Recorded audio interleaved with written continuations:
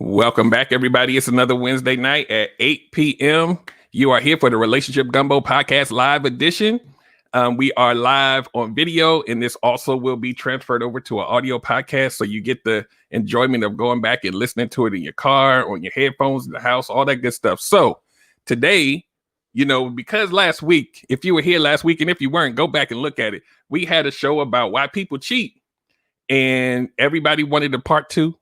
So we brought you a part two. I was going to wait 3 or 4 weeks, but I was like, no, let me see if I can assemble the Avengers again. We got a new one on the team this week. So we are going to introduce you to them in a second. But what I want you to do first is share and invite this with your friends and family. It's going to be a great topic. A lot of information is going to be shared tonight. And I also want you to engage. So give me about 30 seconds to make sure we're going everywhere we need to go. We're live on YouTube, Facebook, and Periscope.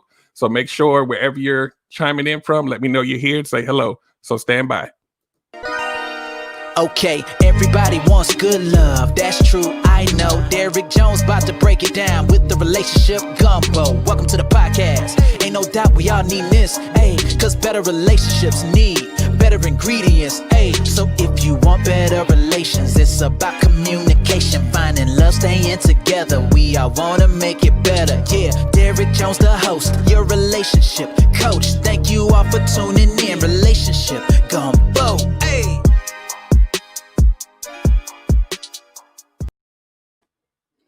All right, guys, we're going to get right into it. Make sure you share and invite. And so today we're just going to have a kind of a, it's almost kind of like we're going to be sitting in the living room. So if you haven't been here before, the way this goes, because it's also audio podcast, is I'm going to pause for 3 seconds, start the podcast. And at the end of the podcast portion, I'll pause for another 3 seconds. The way these shows have been going lately, though, we won't have time for like an after chat.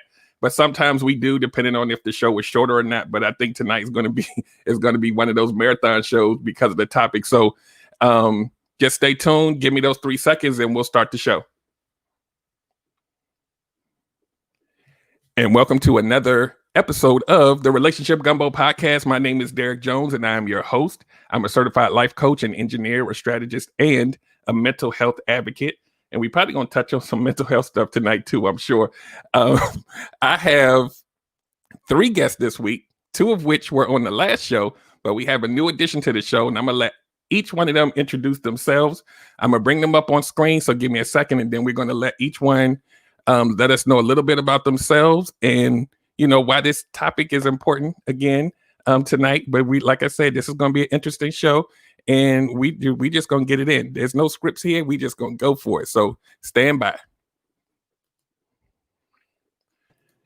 All right, everybody should be unmuted. We're gonna go, I guess, in order. So first, we'll introduce Mr. Tony Massey. You guys have seen him several times on the show. A friend to the show. Welcome back, sir. Thank you. Well, thank you for having me back, and thank you for bringing me back with such an esteemed group. I hope I get some word in edgewise tonight. My name is Tony Massey. I'm an author. I'm a poet. I'm not a relationship expert, but I'm definitely someone with relationship experience, and I don't mind sharing it. I'm really excited about the topic tonight because it's a question that I think needs to be answered. Why do women cheat? What's going on in a woman's mind when she decides to step out? And I can't wait to get into it. Me too, brother. Me too. So next we have LA Lex. Welcome back, Miss. Thanks for having me, Derek. Hi, guys. I'm LA Lex. I'm not a relationship expert, but I am an Alexis expert. So. I like that. I like that one. And next, last but certainly not least, our new addition, Miss Maya Avery. Welcome to the show. Thank you guys for having me. I'm so excited again. I'm Maya Avery. I'm a transformative coach. I am currently in Maryland, but by way of Houston, Texas. I just have to shout out Houston at all times. Houston, Texas. Again, I'm a transformative coach. So I teach you about the body, the mind, and the soul and how to become one with your past, and they'll answer the why questions. But I must say I am a reformed cheater, and I'm here to share the reformation. Yeah. Absolutely. So we ready for this. So, and guys, Maya's going to be on a solo show, and probably within the next month or so. So we're going to have her back to talk about some other stuff. But tonight, it's all about cheaters. Once again, we're talking about women, why women cheat, and also women cheat too. Because a lot of times we only hear about the men, and then you always hear this saying about, everybody cheats, but women do it better, and men always get caught, and all this other kind of stuff. So what we're going to do tonight, just like we did last week, but we're going to do a little bit more focus on, women, because this is kind of those things that we don't, you'll have friends that you hear that do it or whatever, but we don't really hear about this a lot. We always mostly hear about the guys. These comments are rolling in already, and they're hilarious. We're gonna get to those in a minute. So what we're gonna do? Matter of fact, I'm gonna touch a couple comments, and then I'm gonna go into a little snippet that I want to talk about my experience, and then we're going to kind of segue into talking to Maya about her experience, and then we're gonna let it flow. So Evelyn says women cheat, I guess, because they're bored. T Lemon says because they're selfish. Evelyn says because we're upfront, no lies to the side pieces. T Lemon says they lack integrity. So all of that. We already going here. So Tara Thomas says women are strategic in their cheating. We are. So I will give the disclaimer, the same disclaimer I gave last week. This show's purpose is not to condone cheating.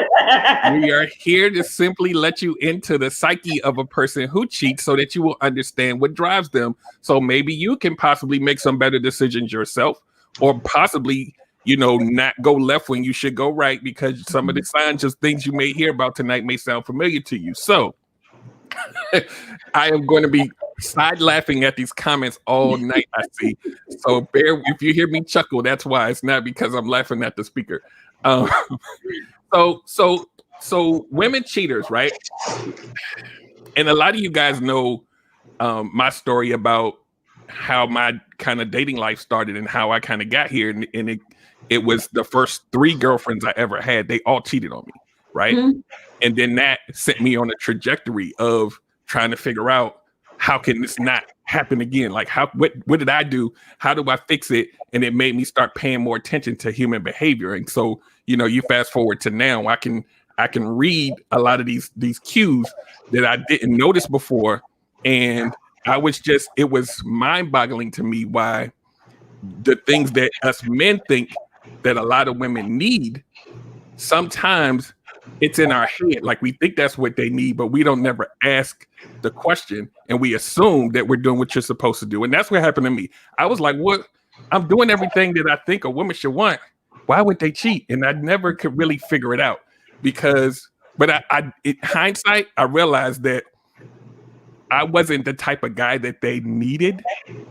It was one of those, all 3 situations. It was situations where they were tired of their type, so they wanted to try something different.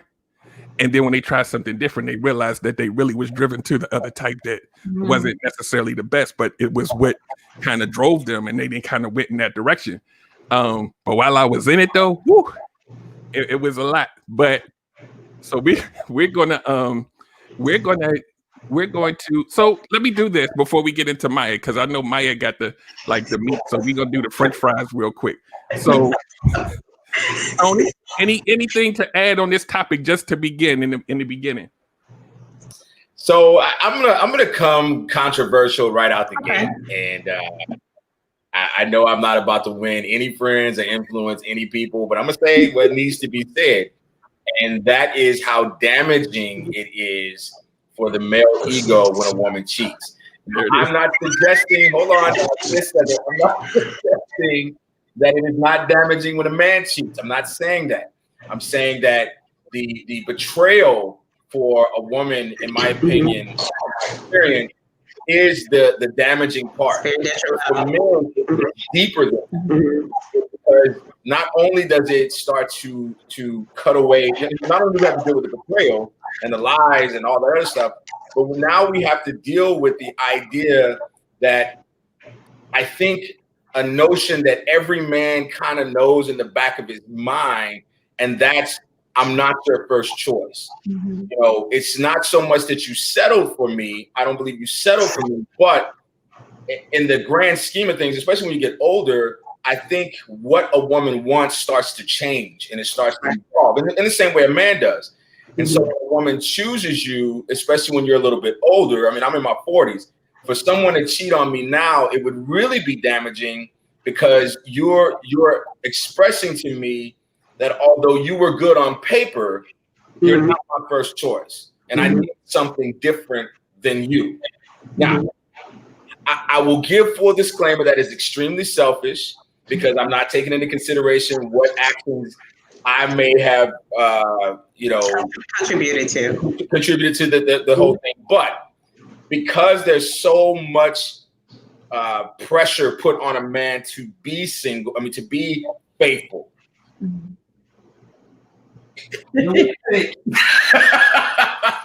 You would think it would be a little bit more crucial for a woman to stay faithful because men have to carry that burden so much socially. And so when a man cheats, it ruins a relationship. When a woman cheats, in my opinion, and these comments have no bearing on Relationship Gumbo or the host, I think it not only damages the relationship, but it damages the ego of a man, and it starts a series of events. Whereas if you want to know where most dogs come from, and I'm gonna put myself back on mute. They may come for you in a second, but stay tuned. But maybe not. Before we go to Maya. So it's funny that after I spoke with Derek last week, I'm just scrolling through social media, and ironically, last night I read this meme, and it said, "A man can lay down." Wait a minute, it's profanity. Can I use profanity? Go ahead. Okay. He said a man can lay down with 50 hoes throughout a year and be okay. But if a woman sleeps with one man during their relationship, it crushes his whole respiratory system. Yep. That is fact. It's a double standard, but it's very true. It is a lot, and it is the same effect. What I was sharing with, what I shared with Derek or what have you, and I did share this conversation with a couple of friends, so I did some research because I wanted to know about their experience, and of course I want to share my experience. But we want to be worthy, and we want to be worth it. And one of my questions to a suitor, before somebody took me off the market, was, am I worth it to you? What is my value to you, and why am I valuable? If I'm valuable, then why were the other women invaluable? So explain it to me, and let's share that. And I also shared from the beginning, I'm prone to cheat. I am a cheater. Just like in AA, once an alcoholic, always an alcoholic. Hold me accountable and responsible for my actions. And I want to let you know who I was. I never come with the fluff. I come bearing all my flaws. This is who I am. This is who I once was. This is who I'm becoming, and or what have you. So I need you to grow with me. And so just a little backstory on me cheating. It was a long, a few more longs, maybe last month. I don't know, a long time ago. Last year, I'm sorry. 2 years ago. Shit, never mind. But no, it was a long time ago. So I'm in my 40s as well. And I told the guy that I was with at the time, who was married, I was what is it called when if I'm his mistress, then he's my what? I don't know. Okay, so I had an affair for 5 years, right? That's a long time. Yeah. I was married and he was too, because in my mind, if I'm going to cheat, I need you to have something to lose at one point. And then it went from, if I'm going to cheat, I want to have all of you because I'm selfish. So after that 5-year relationship, I only dated guys who had something to offer me. and they knew that I was married, but they were only allowed to be in a relationship with me because I wasn't being fulfilled in the marriage. Now, prior to me going into these extramarital activities and relationships, I did share with my spouse my needs, my wants, my desires. And then I also asked, where am I lacking? What is it that I can do for you? Whether it was sexual, emotional, physical, you want me to shut the hell up? You want me to be quiet? Am I overbearing? Am I requiring too much of you? Am I asking too much of you? Are we not going at the same pace? Do I need to slow down? Because if not, and we were sitting on the couch and I remember it like it was yesterday. If not, I'm going to cheat on you. And I'm cheating because it's easier to cheat than to leave you because I still want you. I want to hold a part of you because I love you, but you're not fulfilling me. And I know I'm not fulfilling you. Like, I know that I'm not. And so because I'm not, I want to be held accountable and responsible first. Let me fix it. If you don't allow me, a couple of years went by, he didn't allow me to fix it. So when he said, do you, don't let me find out. Ironically, at the gas station the same day, I just so happened to go and this beautiful man popped up. I was like, well, maybe that's what I should be doing. And I did for 5 years. And so that guy, typically men get caught. So I never did because we're clever and we're smarter, right? And we're sneaky. And Wait. I got a question before you finish. So he said, do you? Wait. So what is that a sign of? That he was already doing him, right? I would have to think so, or either he's already checked out and he just was kind of playing the role. Tony, I see you bubbling over there.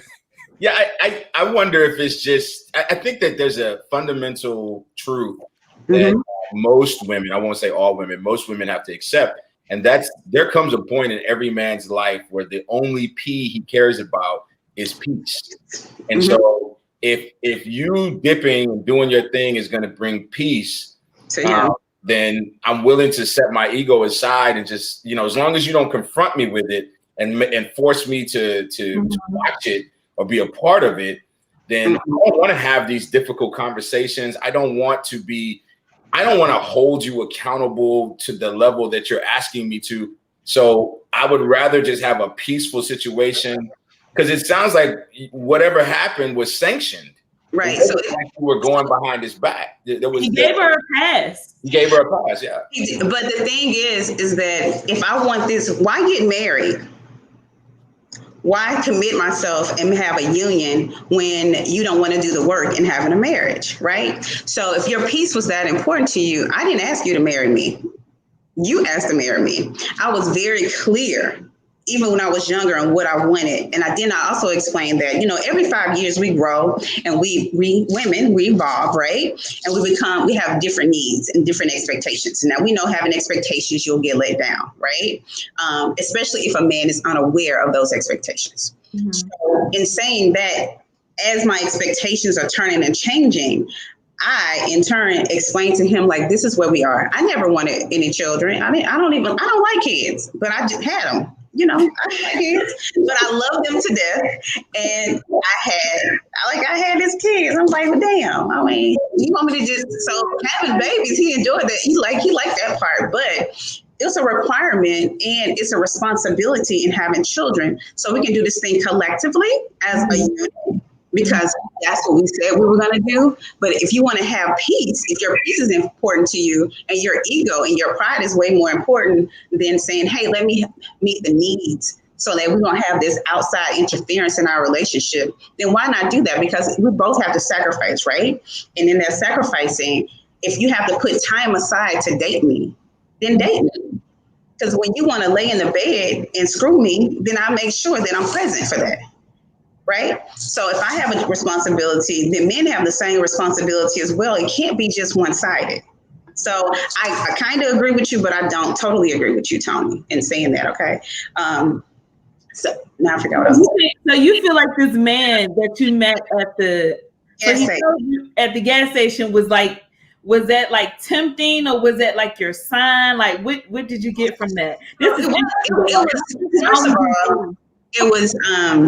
The man he just looked good. I was like, damn.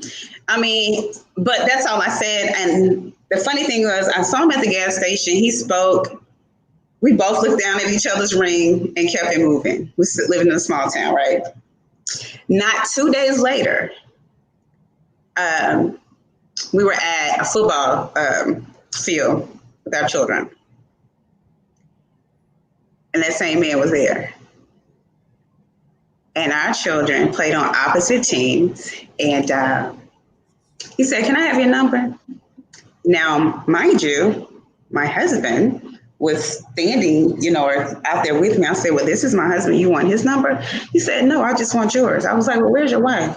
He's like, "She's not here." I said, "Oh, okay. Well, my number is 769, blah, blah, blah, blah, blah, blah, blah, blah, or what have you." So I go and tell my husband, I was like, "The guy asked for my number." And he said, "Did you give it to him?" I said, "Yeah." I said, "But let me back up." He said, "I'm going to help your son with this sport." I was like, "Oh, you want to help my son with the sport?" Go ahead. Hold on, I need something to drink. I know it's gonna get juicier, I promise you. Yeah, I have two questions. Before you go on. Two questions. One, did you tell and you don't have to be honest if you don't want to, but I'm gonna be honest. I'll practice parenting. That's who I am. I'm not her anymore. Did you tell your husband that the guy asked you for your number expecting or even hoping for a response? Yes, I did. Okay.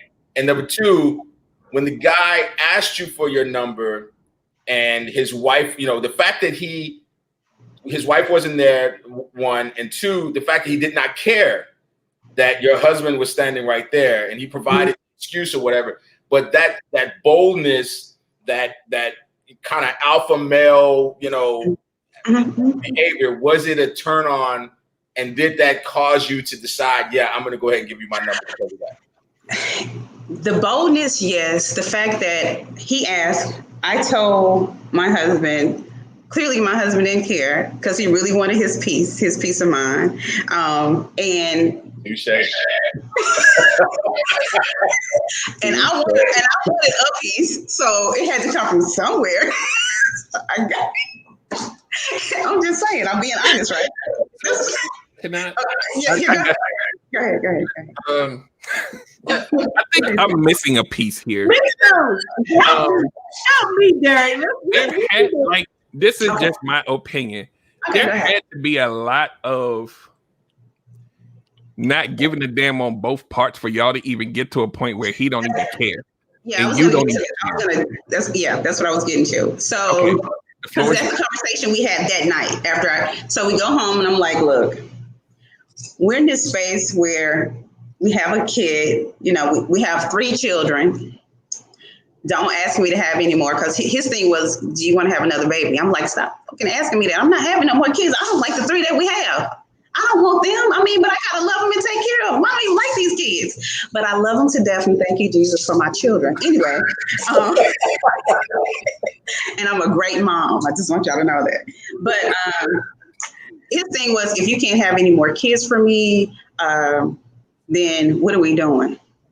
And I feel like, honestly, so being raised in Mississippi is a different type of mentality, right? And we really are small-minded. When people can say, hey, you have a Mississippi education as an insult, it's true.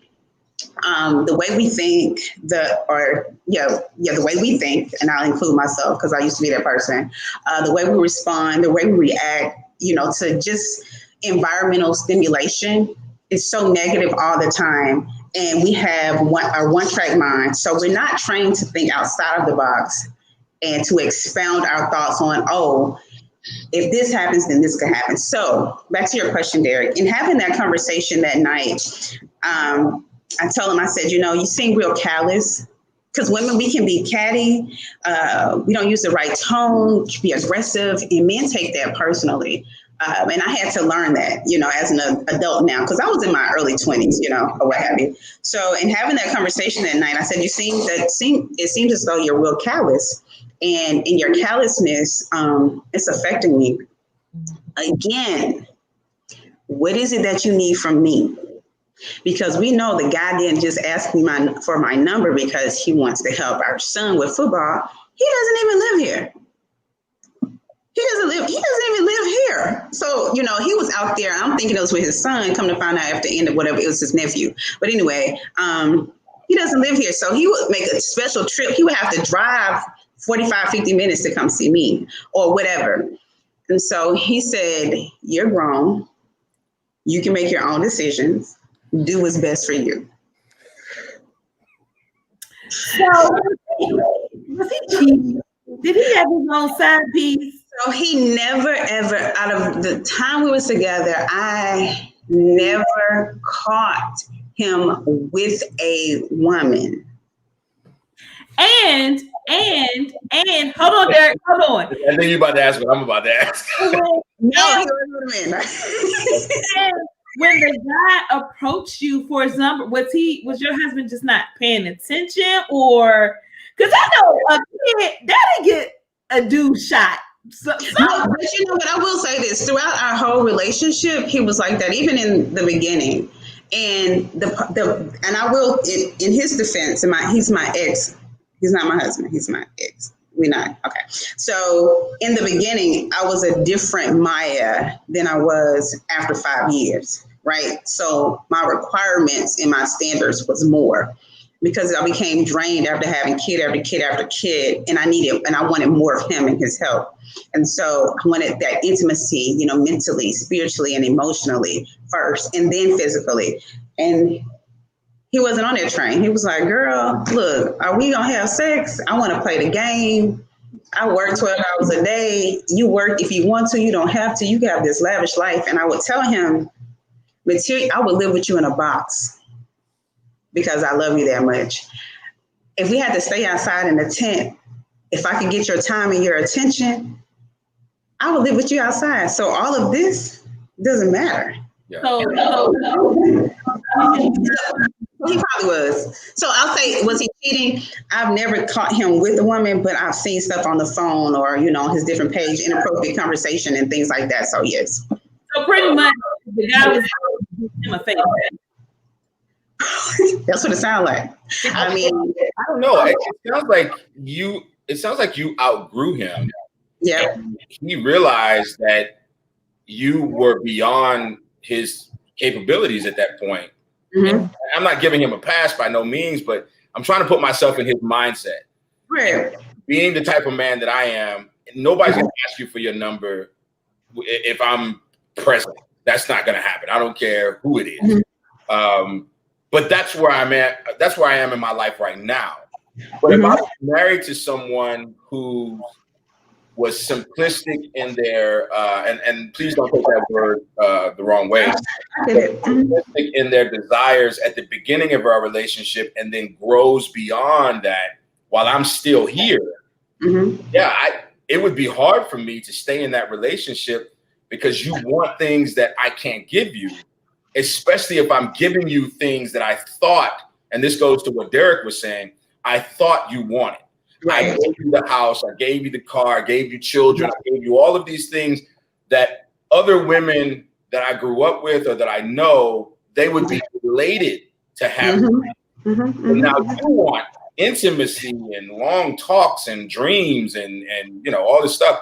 And I don't know how to do that. I know how to work and I know how to provide.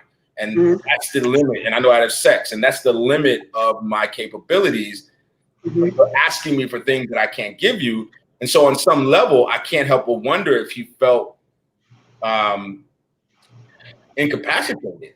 And I almost felt like I can't be mad at you because you're asking me for something that I literally can't give it to you. And I want you to be happy. Let me ask a quick question for you to answer that. Who was making more money? He was. He was the whole time? I'm trying to find it. There's a crack that happened at some point, or maybe it was always there. So this is what after, Did you get a degree? I'm sorry, what did you say? Did you get a degree in that time, or did you get educated? Like, what did you do? No, I meant during that first 5 years. I got 3 degrees. Yeah. During that first 5 years? You outgrown them. You outgrew them.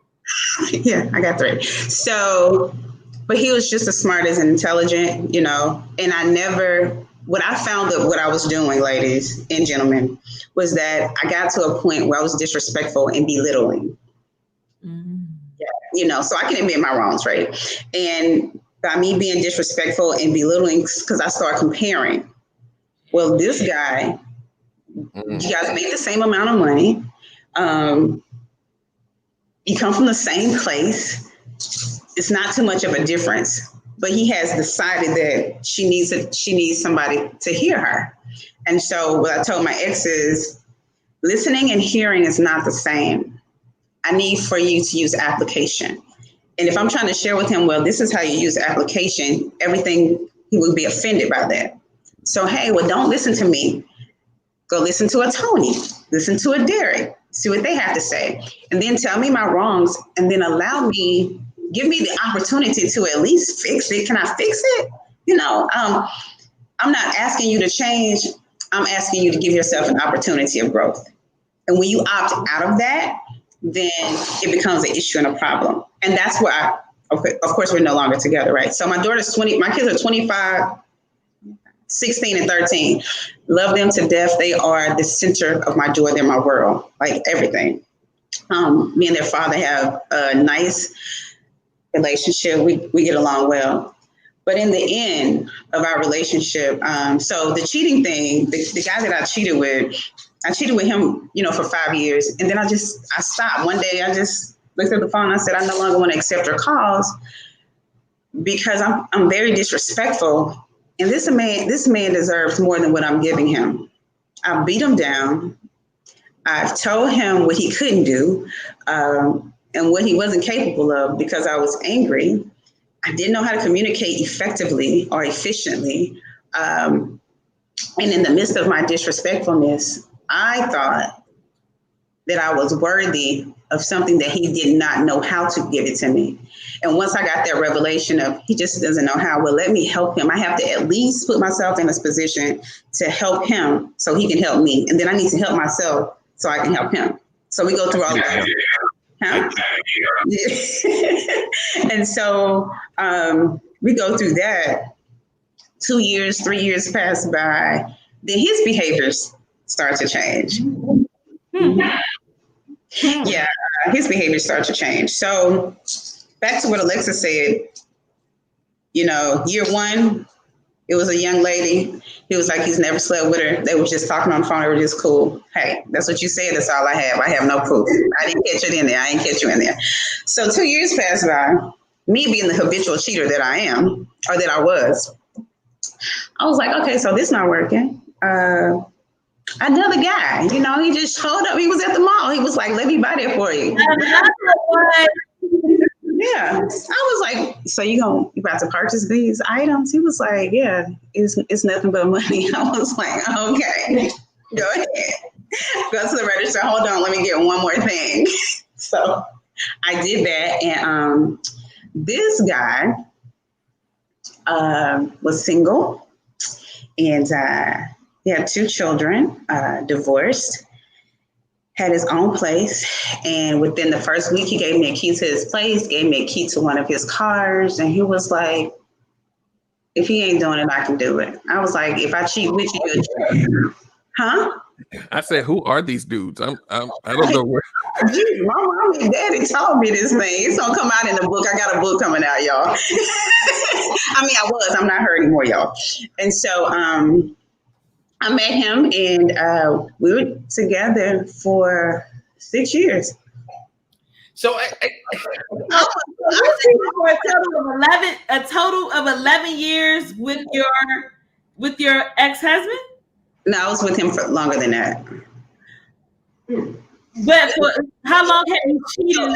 So 5 years time and then 6 years. Within the 6 years, me and my ex-husband, it was only 3 years while I was with my ex-husband.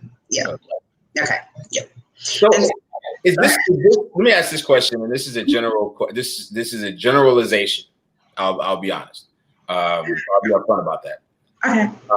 Because we talk about why women cheat, and we talk about, and I don't want to deviate from your story. I want you to finish your story, but I think this is an important question. Why women cheat, and why don't women get caught as often as men do?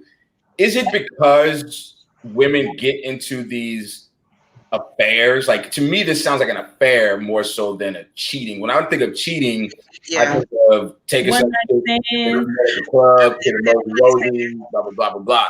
And I think that's how men get caught because they invest enough into the side chick to make her feel like she has a secret that's worth keeping.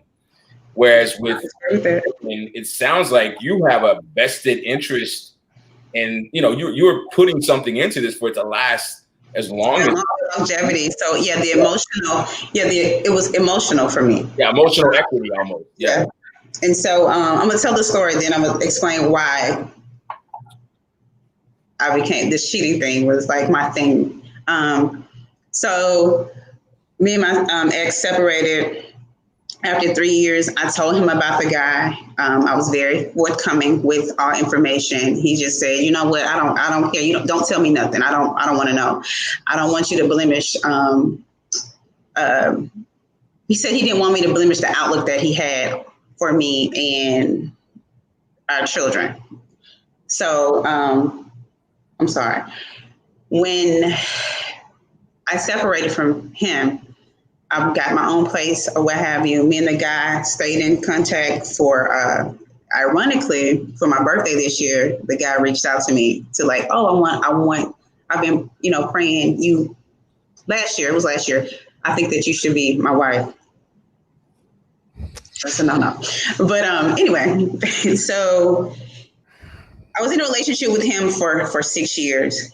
And like you said, I was emotionally invested in these relationships because the guys gave me everything that I was desiring that my husband had no desire to, or he opted out of doing, or maybe it was because he didn't know how.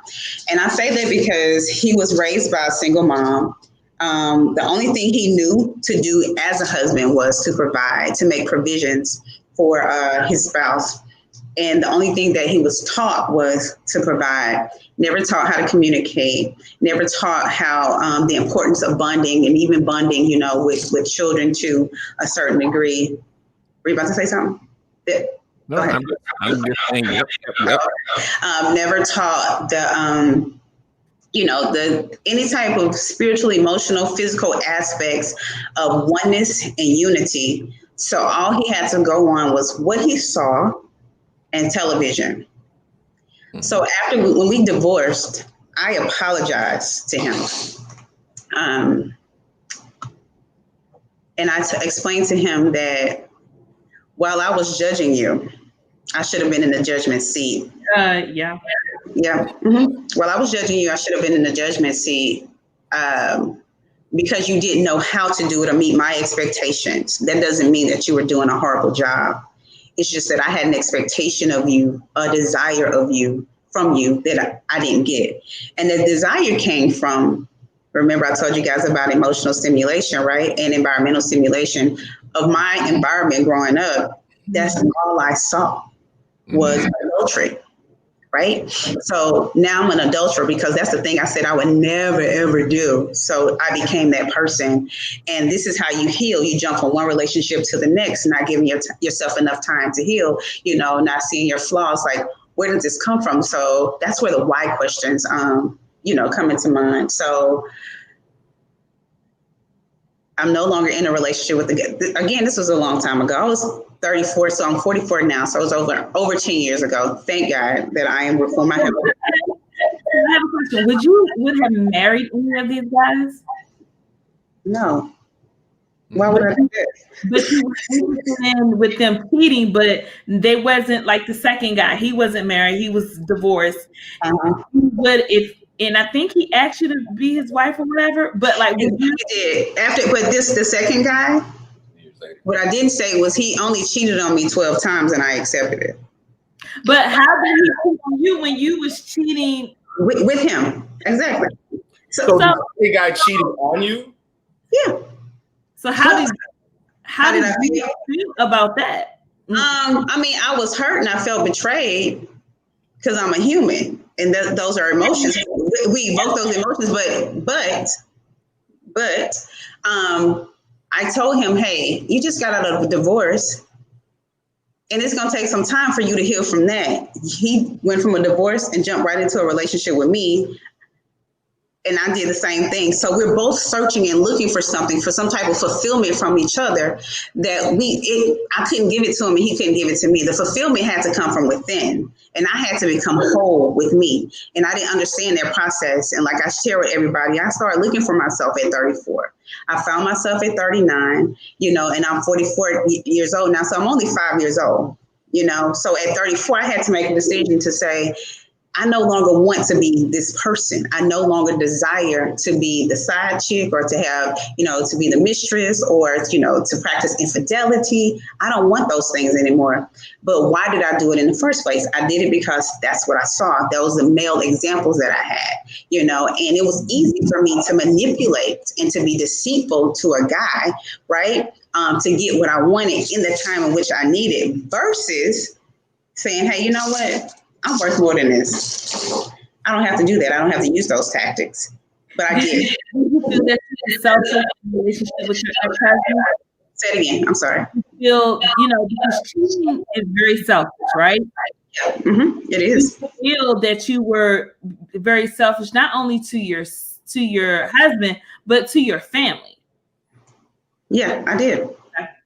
I was neglectful. I was disrespectful. I had no regard for anybody else besides what Maya wanted. Yeah. Well, I like that you acknowledge that. So give me a little pause real quick. I'm gonna get a couple comments in here. Okay. Christina Simmons says most people don't want to become their highest selves because they don't feel worth that potential. A.T. Jones from Periscope says, I've seen my mom cheat like this and it frustrates me in my grown years trying to find a great woman. And that's kind of sort of a little bit of what you probably went through. Christina also says cheating will always be an insecurity / emotion. We settle due to traumas into thinking this is enough, but the reality is we should seek what we desire, not what we tolerate. Yep, I agree. And A.T. Jones again says, I hope I can find someone after they go through all this. I hear this conversation too much. Yeah. So it's the irony, only because I know some of you guys' stories, and including mine, is that we went through our younger years and probably a lot of our maybe 30s even with not even knowing who we are. But we were in these relationships just kind of, trying to figure it out, like on the job training. And I would say most of us don't even have these tools. And then you figure it out and you're like, 35 or 45.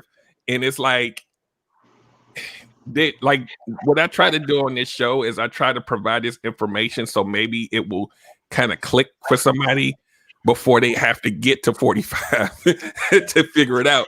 And that's why I'm looking at, and the reason why I'm saying this is because I'm looking at A.T. Jones and his experiences with women. And I'm sure because of how he grew up, it's hard for him to trust. It's hard for him to believe. It may start out good and eventually it's going to be this. And a lot of people approach dating that way. Like they're looking for, like I always say, they're looking for the red flags up front. My question to Maya is, was there ever a point, and maybe it's because you were younger, was there ever a point where you felt like he was giving you what you needed? That my ex? Yeah. Initially. So I think, I think I've heard you say this, Tony, in one of your previous podcasts, is that we give men the blueprint of what we want, right? And so if we give them the blueprint, then they're going to be exactly that person in the beginning. So which is a facade. And I gave him that, hey, this is what I need. This is what I want. This is where I am. So he became that person. And in becoming that person, it was phony. And I think becoming that person stressed him out. Yeah. It stressed him out. It's like, I don't want to be this. I don't want to be this for you. And I was okay at the end of our relationship and saying, it's okay not to be those things for me, because I didn't show up for you like you needed either, in any capacity. I just stopped and said, I give up. And when I gave up, I was able to say, I'm done. Instead of staying in the relationship, because my children So I think, right, we have a beautiful relationship and they're able to talk openly and honestly about any and everything. And so in my healing process, had to make sure that they know the identity and the DNA of love, of relationships, and what to look for. And I tell them, hey, I tell my son, you don't want a woman like what I used to be in your life, because I was scandalous. And I'm aware of that. Most women would, throw darts and she's this and she was that and she was this. And it's okay because I can handle it now. Now, if you would have said when I was 35, I was still fragile. I'm no longer fragile. It's okay because we all have our flaws. But according to study, 98% of women cheat. 98, that's a high number. And most women say, well, if I don't cheat physically, well, maybe it's emotionally, or maybe you cheated him out of something that he could have had. Maybe you didn't show up for him here or here. It's still cheating a man. And then what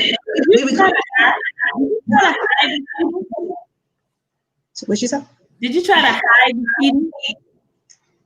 I can't understand you. I'm sorry.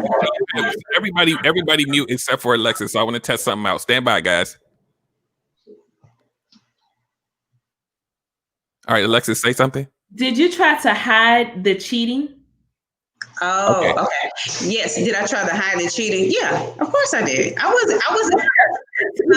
This is too much work for me. I'm gonna get caught up. It's just too much work. It's too much. It wasn't a lot that I had to hide though, Alexis. To be in the household, he was okay with me saying, "Hey," like me and one of my other girlfriends was talking. We were talking about, because we're close to the same age, about what we did in our early 20s. We both were married at 20 years old. We both were young, and she was like, I traveled with my job, and I'm like, "Hey, I have an assignment out of town, so it's not hard."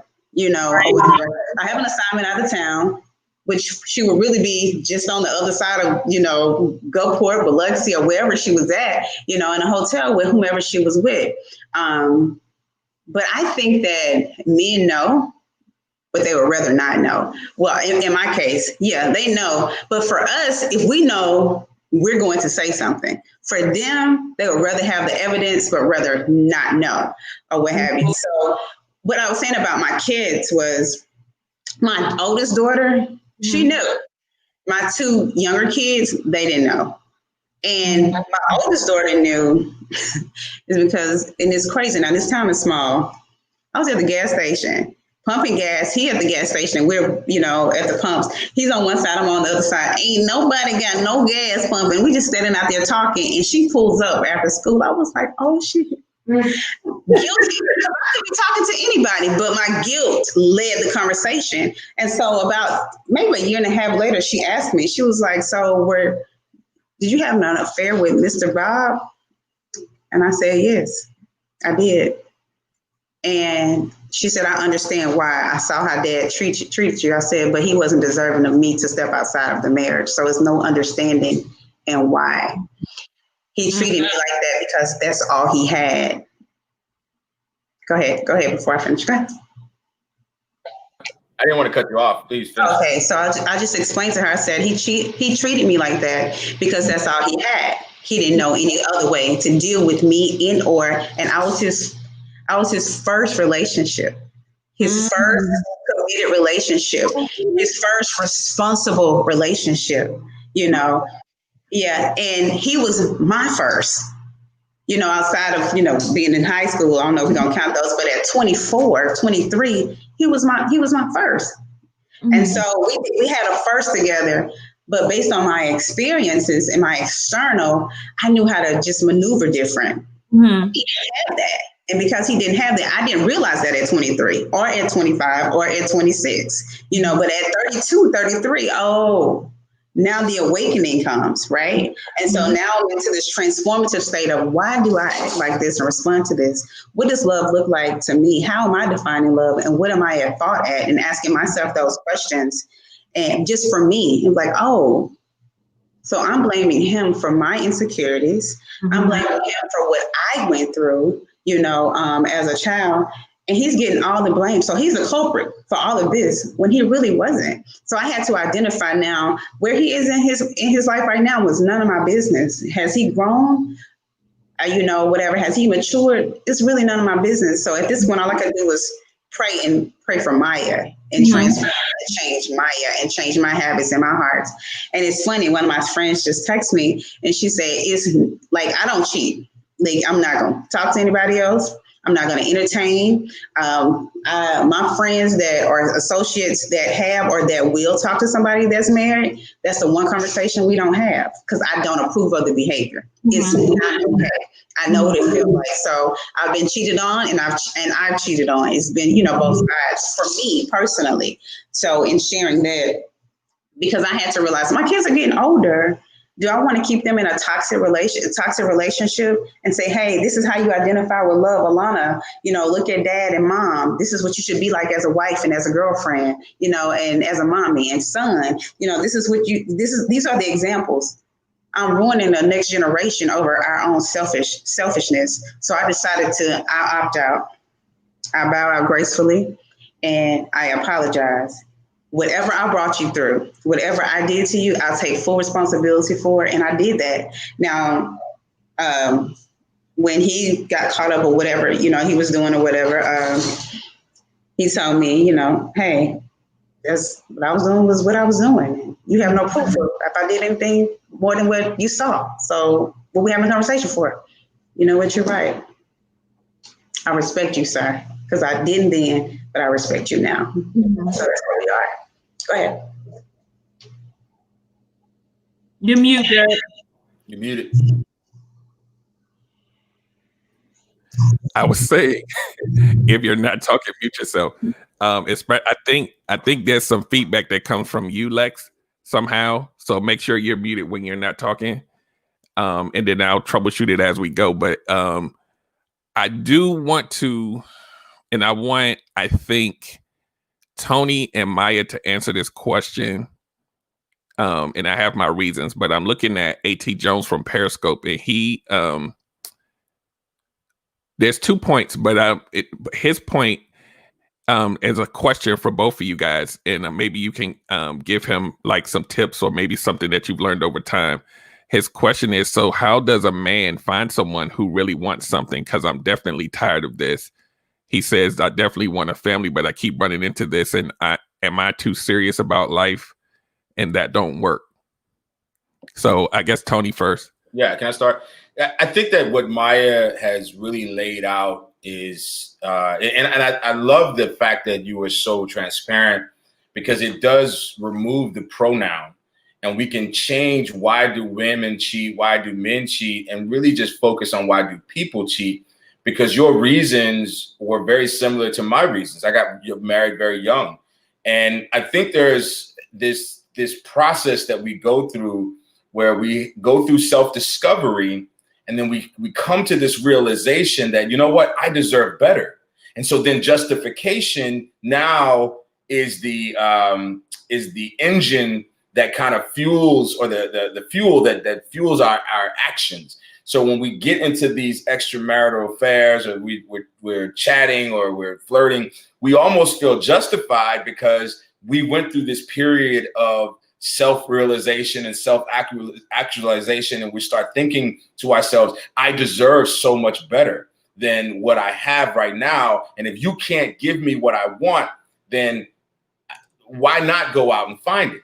And the unfairness in that is we forgot that that's not where we were when we met this person.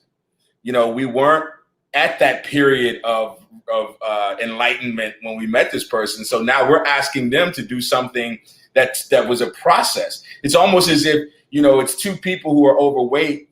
They get married or they get into a relationship. One loses weight and then has disdain for the person who didn't lose weight, right? Because like, I did it, why can't you do it? You know what I mean? So their whole thing changes. So for A.T. Jones, my best advice, if I even call it that, is focus on you. I think being single is a gift. And it's one that I think we look past so much. It is the opportunity to selfishly evaluate what you want out of life and pursue it without worrying about anybody else. Unless you have children, then of course you have to be mindful of providing for your children and both emotionally and financially and the whole nine. But if you're single and you have no children, even if you have children, you carve out some time where it's just all about you. Because I think that and I won't speak for all men by no means, but for me, my cheating was a direct result of just not knowing who I was and allowing other people, other women, to fill in the blanks. I'm dating myself, but you guys remember the Mad Libs game where you have to come up with a noun, a verb, an adjective, or whatever? I allowed other women to do that, and I muted my wife at the time and didn't allow her to do it because there was on some level, I no longer had the same respect for her because I felt I grew, she didn't. But she did, just in a different direction. So you can't expect to go out to a bar or log onto a website and find the woman of your dreams. It can happen. I'm not saying that it can't happen, but it takes looking at your own list. I'm a big proponent of everyone should have two lists: what you want and what you your desires. The things that are the things that are nice to have, and then your standards. The things that are, if you don't have this, you need not apply, right? But if you're not taking the time to create those lists, then that means you haven't taken the time to figure out the most important question that I think anybody can ask themselves. What do I want? What do I want in a partner? What do I want in a mate? What do I want for myself? Otherwise, you'll get into a relationship with someone who looks good, who sounds good, who knows, who's following the blueprint. And then one day you're going to wake up and you're going to realize all that shines ain't gold. So that would be my suggestion to Mr. Jones, Mr. or Mrs. Jones. I don't know if it's a male or female.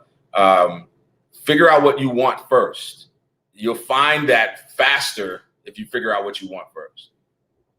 Okay. So Maya, before you answer, he also has an addendum to that as well.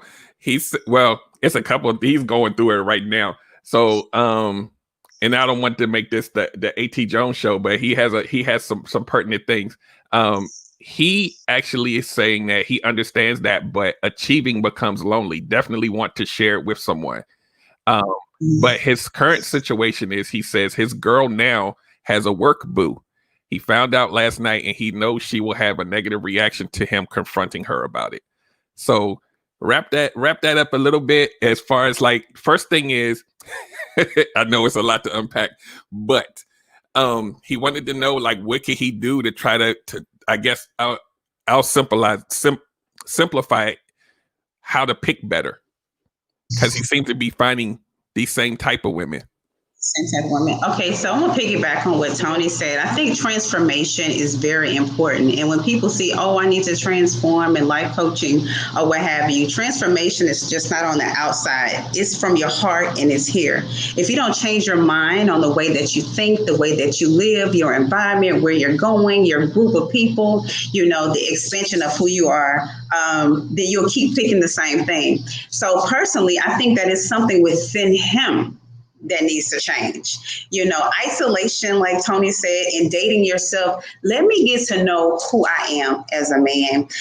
Let me get to know my flaws. What are my shortcomings? What is it that I can or I cannot bring to the table of a woman? What are my requirements and my standards of this woman? Am I asking for too much? If she's there and I'm here or what have you, is she looking down on me? Is it somebody I want to look up at? Who am I as a person? And men, and forgive me for saying this, because not all men, but the majority of men lack emotions. And so because you're not emotionally intelligent, you say, I just keep picking the wrong woman. I keep picking the wrong woman, but you need to take that emotionally intelligent IQ. Do you agree? Do you guys agree? Have you ever taken that test or what have you? It's important. I agree that most men lack emotional intelligence. Yeah. I don't agree that most men lack emotion. Okay. I agree with that. You're right. Okay. So they don't share and express their emotions like women do. Okay. So, in saying that, you found out that the woman has a work boo or whatever. What is it? So when the guy was cheating on me, and I had the nerve to ask this question, what is it that she is offering you that me, at that I'm not offering because I'm everything. Clearly I was not, right? So like, what is it that she's offering you? And he said, she's making me laugh. She making me smile. She's building me up. You stop doing those things when you start going through with your ex-husband. I was like, oh, okay. So now I know. Now I know it's my ex's sign. It's time for me to go. It's me. I'm the issue. And that's when the transformation can take place. We don't ever want to be the issue. We don't ever want to be at fault. It's so easy for us to point the finger and he cheated and he did this or whatever. Not to say that you have to accept, certain behaviors, but you also have to look at the behavior and the behavior patterns of yourself and who are you as a person from every aspect possible. And if you need help, then you seek help and be able to accept constructive criticism. I don't like to be criticized. However, when I'm giving constructive criticism, like for instance, I have a friend here with me now, she used to tell me, I'm country and I just say whatever I want to say. She's like, Maya, it's not what you're saying, it's your tone. So if you can watch your tone, I know I'm your friend, but if you can watch your tone when delivering a message to me or whatever, I'll receive it better. And it could be something as simple as that. Or, I don't know the ins and out of his relationship with this young lady. I don't know what happened in the last fight. I don't know what happens when he gets angry. I don't know if he's disrespectful, if he's belittling her. Like, we don't know those things. And she's deciding to stay for comfort reasons. It's so big to just unpack to say, oh, you should do this. But the only one major thing I can tell you is you should seek you. What are you doing wrong? Who are you as a person? Why are you that person? What are you like when you get angry? Why are you like that? What causes that? What's your triggers? What do you feel when X, Y, and Z happening? Why do you feel that? So it's such a big thing. It's not just that one thing. And if, again, like Tony said, take some time out. And I know men are sexual beings, but take some time out for you. Don't have sex. Yeah. So let me make a quick. His hair. About A.T. Jones, because A.T. Jones about to get some billable hours in here in a minute. He used a keyword here, lonely, and I'm sure we'll all agree that you should never start your courting process out of a loneliness, origin, because your decision making process is going to be jaded and all kind of wacky. And that's why what you hear from everybody on here is that they're bringing in some logic before the emotions even take place so that you have something to ground you so that you'll make better decisions. If you say, I just want to have somebody because I'm lonely, you're setting yourself up for failure. And then you keep repeating the cycle because when that one leaves or doesn't work, you're still lonely. You're going to find another one to fulfill your loneliness. And that has zero to do with that list Tony was talking about. There's nothing that you're not even looking for the list. You're looking for somebody to be there. And that's kind of one of those areas that a lot of us fall into, especially if you've been in a long-term relationship before. Whether it ends bad or good, a part of you kind of craves it a little bit, and you want to have somebody. Well, some of us, because some people say they just don't give a damn. They just want to do whatever, and they cool with that, and they don't have emotions and all. We're not talking about y'all tonight. I know the emotionless people, they may be watching. Not talking about you.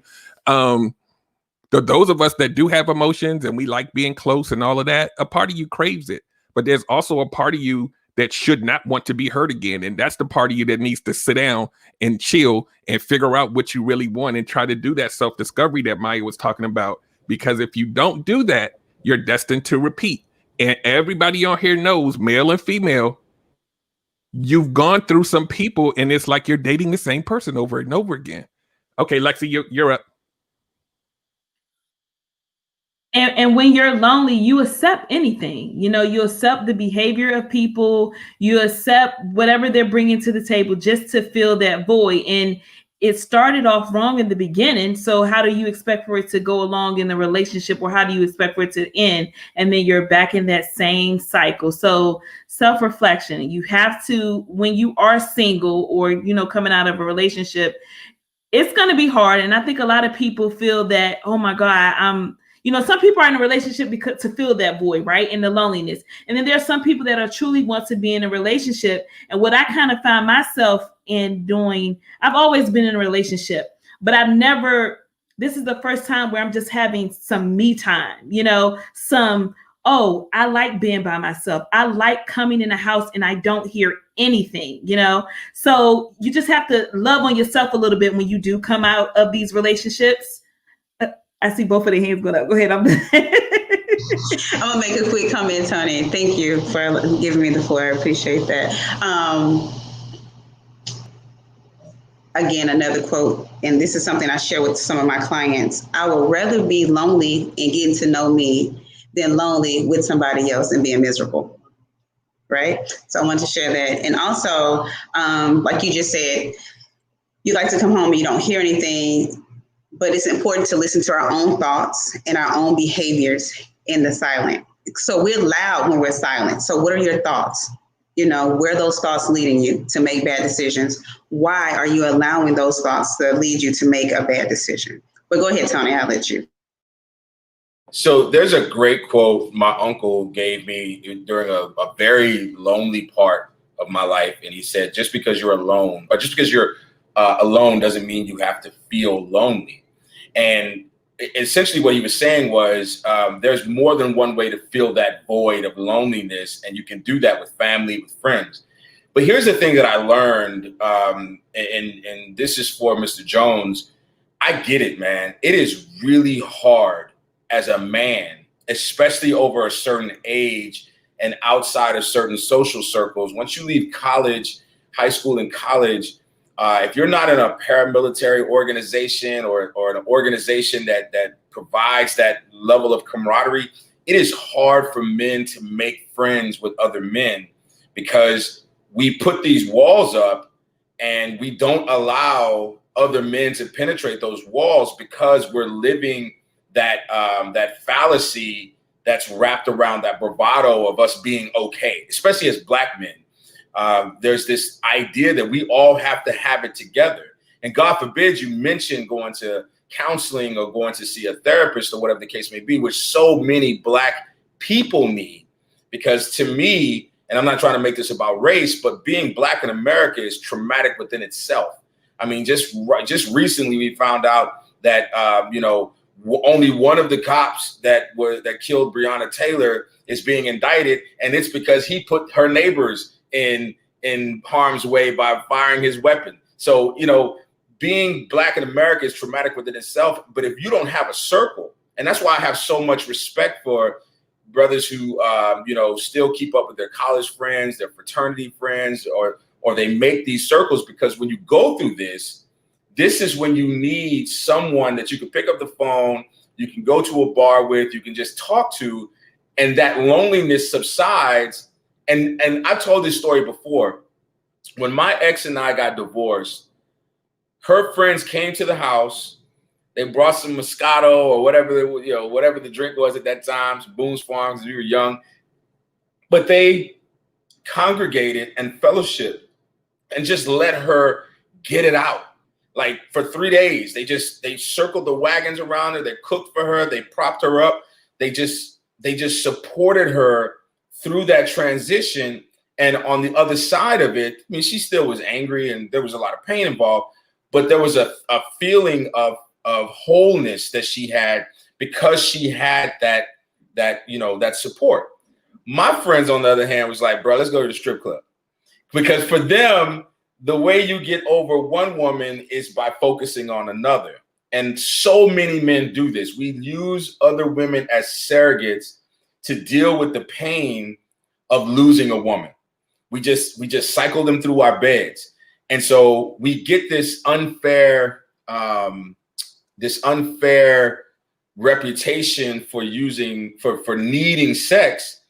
And I think a lot of women, I wish more women understood that sex is the way some of us, not all of us, some of us, especially who don't have who are inept at vocalizing our emotions, it's the way we express our emotions. So we use sex as a means of communication to get our needs met. And if we can start to grow and become more mature, that's when the guy stops leading with sex and starts leading with conversation. And it becomes so messed up because then at that point, women are like, well, you don't want to have sex with me. Something must be wrong. No, he's actually interested. He actually likes you. There's something deeper there. And we end up getting turned off by the women who are overtly sexual and things of that nature because we finally reached a level of maturity. Now, again, not all of us do. There's some 60-year-old brothers in the club right now as we speak. They better not be. Baby home. But yeah, I feel like for men it's so hard. And when you meet a brother, we meet competition, not brothers. And it would take so long to get beyond that. Women, I've seen women I went on a date with a woman. She goes to the bathroom, comes out the bathroom. She's exchanged numbers with some girl because her lipstick matched her shoes or whatever. And now they're brunch buddies forever. I got friends I've had for 20 years. I don't even know their middle name. Facts. So let me jump in real quick. I do want to do a shout out because this is a first. We have a beauty school class watching Empire Beauty School Night is High. So they say they're all listening. Hey, I do want to add on a point there, and then it depends on what y'all bedtime is. What most of us have to understand, men and women alike, because I've learned to not say the word female. Men and women alike, we get so caught up in our own heads about a lot of this stuff, and we don't realize that we cannot put the puzzle pieces together alone. That's why we have therapists, coaches, counselors, all these different people who have attuned their mind to solving the puzzles. And we think that we can solve it ourselves. And we'll go through 10 years of misery trying to figure out what's wrong with us. Meanwhile, repeating the same mistakes over and over again. And I always like to use this word, rehurt. We're rehurting ourselves over and over and over again to a point where a lot of times it's hard to come out of it. Almost impossible if you're only relying on, like, this is the thing. Whenever you do something, and this is just me being the engineer, whenever you keep trying to solve the problem the same way and it doesn't work, then you got to do something different. But we keep doing it because we're only relying on our own, like we're trying to fix it ourselves. And maybe our fix might be a bottle of Hennessy or I got to go see how many chicks I can get so I can feel like, because this is what I talked about in the last show. A lot of men, our reward center is based around being a predator. We were trained this way. And so when we're out of a relationship, we go back to what we know. And I'm not saying all men, I'm saying a lot of us, we grew up where you got, like I said before, you get a pat on the back for how many. And then when you break up and you hurt, you got to get that reward somehow. And that reward isn't you saying, well, let me sit at home and figure out where I went wrong and let me watch Netflix and get myself together. You gonna go, your boy, if you got some boys, they not trying to hear that. They like, let's go find another one so we can figure it out. You'll get over that, but there's no healing, there's no fixing. It's just it begins the cycle. And then while you're in that pattern of doing that, then you accidentally become a boyfriend because you spend too much time over there. Oh, what are we? I don't want to go nowhere, so I'll be that dude for you. Next thing you know, the accidental relationships happen. People will say, "Oh, there's no such thing as an accident." Yes, it is. You lay up somewhere for enough weeks, and next thing you know, that it's gonna be something. You got a key to their house and to their car. So Maya, I see Maya over there. Go ahead, Maya. I was just agreeing. I mean, when I was younger, I was a pimp. No, so I have a question for the ladies. I'm not sure that men and women cheat for different motivations. I know a lot of people say that, but I do wonder from your perspective, and I have my own perspective, when it comes to getting past the cheating or forgiveness or looking past it, do you believe that women get a pass that men don't get? That it's easier for a woman to cheat and then go on with her life as opposed to a man cheating and be labeled a cheater forever and not be able to socially move on because he cheated? You want to answer, Lexi? You can. Go ahead. She's saying, go ahead. Okay. I want to make sure that I understand the question because it's important when speaking to a man. Sometimes you have to paraphrase and let you know that I hear you. I heard what you said in this. So you're basically, are you asking? So are you saying that, hey, a man, once a cheater, always a cheater, girl, don't talk to him. A woman, she cheated, but she's moving on. She's good. Basically, is that what you're saying? Yeah, I think that what I'm saying is like the justification or even the way a woman, okay, so take for instance the Jada and Will thing, right? So Jada described her cheating as a entanglement, and there were a lot of women who were able to justify her behavior because Will wasn't doing what he was supposed to do, blah, blah, blah, blah, blah.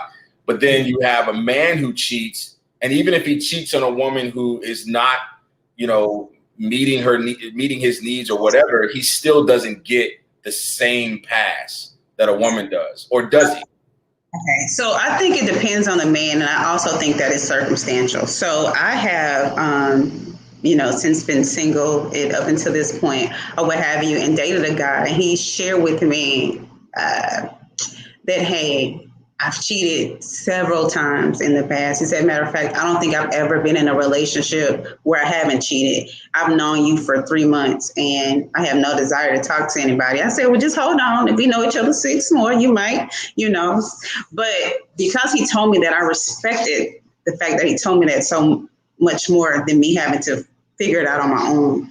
So with women, I don't think that it's fair that we get a pass and men don't, because the main reason we cheat is emotionally, right?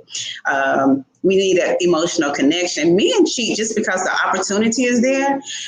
And the woman who's cheating with him, like, what's her motive and her goal? So my motive and my goal, because I had a motive and I had intentions when I was cheating, and clearly they were met, right? Because it was longevity. Some women cheat just because, some men cheat just because the opportunity is there. Maybe it's at a strip club and that's what they do.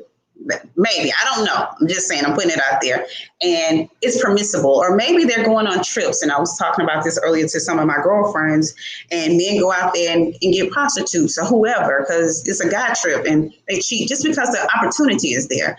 When you're habitual like that, I don't think that that's fair to your significant other, because it's something innate. So I guess it's a double standard what I just said, huh? Because yeah. That's pretty much. But that's why I say that in this circumstance, to me, it's based on the reasoning and the intent and the motive behind it. Whether, even if it was me going out saying, hey, I'm in Houston now, I can get it in with whoever I want to, or if I'm in Dubai or wherever I am, I have that opportunity, I can do that. So the same consequence should go for me as it would go for a man. But now that I'm reformed and I'm in AA, because once always a cheater, hold me accountable and responsible. I don't have those desires. So I guess my question is, in order to be clear, at what point in a man's life, besides Tony and Derek, do they get to say, hey, the temptation is there and I'm being tempted, but I can say no. She's sexy, she bad, she fine, because there's other women that look way better than me, sexier than me, but this one is worth it. Go ahead, Derek, I'm listening. I'm a start, and I know Tony got some stuff to add too, because we have what I call a hive mind. I know what he's thinking. So what happens, and Tony and I both have been through this, so he can speak to it just as well as I can. When you, as a man, get to a point where you have knowledge of self, you understand what makes you tick. You know what things tempt you. You know what things make you mad. You know your argument style. All of these things that Tony and I will, and a lot of other people will say, these are some of the things that you need to ask up front between each other, so that you understand how the dynamic's going to work. Nothing's perfect, but if I know that I don't like somebody to yell, I'm not going to go meet somebody and know they're a yeller and be like, yeah, we're going to work out. It's some things that I can't deal with. And so a lot of times when you understand and I hate to say this because there's this thing that we talked about on the show called what is it called? Men going their own way or whatever. When a man knows their own worth and you understand that and this is not like for the 21-year-old. This is like once you grown and you got yourself established and you may or may not be looking for someone, you have things to lose, right? You have a life that you're building and you don't want someone to come in and just screw that up. So now you have to make better decisions, but it comes with the primary thing is knowing who you are. But most people, male and female, don't even spend time to understand that. So when you understand what makes you tick, you understand how to discard stuff that don't even fit because you good with or without, right? And people will say, well, you know, every man fits in this box and they all want one thing. And when you start leading your life thinking that, then you dismiss all of us who have gotten to that point, and you may walk right past us and you'd be like, well, he's fine, but you know, whatever. And the thing is, for me, once I got to the point of understanding what makes me tick, like I'll give you a small example, right? If I'm an affectionate guy, I'm going to look for someone who can give me that. Everybody who doesn't fit that mold, I'm not even going out on a date with you. Even if you came up to me in my face and you was like, it's a lot of aggression out here now on the other side now where it's off the chain. But there's a lot of women out here that are really forward and they have a lot of masculine energy and they're like, yeah, so this is what we gonna do. I know we just met last night, but I'm getting the hotel and I'm like, woo. So you people that go through this, there's a certain type of man that says, whoa, that's not what I want. But he could have got some that night real easy. But he's like, no, I got to think about what happens 2 weeks from now. What are these phone conversations going to sound like? That's when you know that when you get to a point as a man where you can say no, you've achieved that you got the glow. Like this. you once you can say no and it's right in your face, you know you've achieved a level that a lot of people don't even achieve. And when you out here dating and courting courting, that sounds so old school, right? When you're out here doing the I can't say traditional either. When you're out here trying to meet people, you got to lead with that energy of confidence of knowing that not you're the prize. I may pursue you, but I'm also a prize too. And I think that that's something that a lot of people forget. Like we have emotions, and the most toxic things that we have had in our culture, you know, happy wife, happy life. It's all about the woman. Forget about how the man feel. And we have emotions. You might not see it a lot, but it's in there. Don't let these testosterone super alpha fool you. Deep down inside, there's something in there. And there's a lot of women that say, if you tell me how you feel, then you're weak and you this and you that.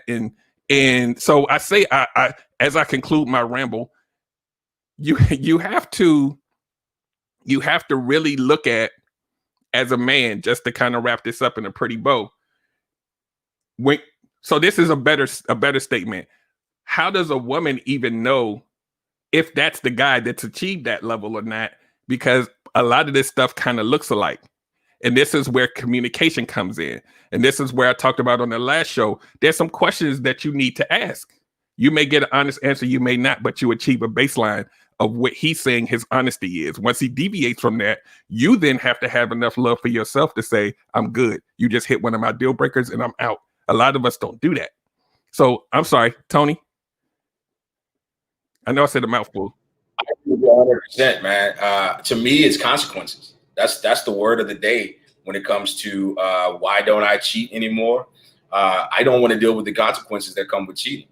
I don't want to deal with the consequences with creating a relationship with someone who I know I'm not compatible with, but I'm attracted to. I don't think that you ever outgrow or you mature beyond the idea of being tempted. I'm tempted every day. I live in Atlanta, Georgia. There's a lot of temptation everywhere. But I do understand that my actions have consequences. And so if I cheat, or if I start a relationship with someone based purely on my physical connection or my physical desire for them, but yet this is the person who, you know, can't communicate well, which is huge for me, is not interested in the things that I'm interested in, doesn't speak my love language, or worse, does not deal with conflict very well. And that, to me, when we start talking about, you know, we talked about this last week, we start talking about what questions you should ask on a first date. How do you deal with conflict? I don't care what your favorite color is or what movie you like and all that other stuff. How do you deal with conflict? Do you like to fight? Or do you like to argue? You know what I mean? Because I've got brothers that are my age, not siblings, but, you know, brothers that I hang out with that are my age that are still messing with women who key their car when they feel slighted. You know, I don't get in those situations because I don't date those type of women. And to me, you know, you can learn a lot just by asking the right questions. But it also took me, like Derek said, reaching a level of love for myself.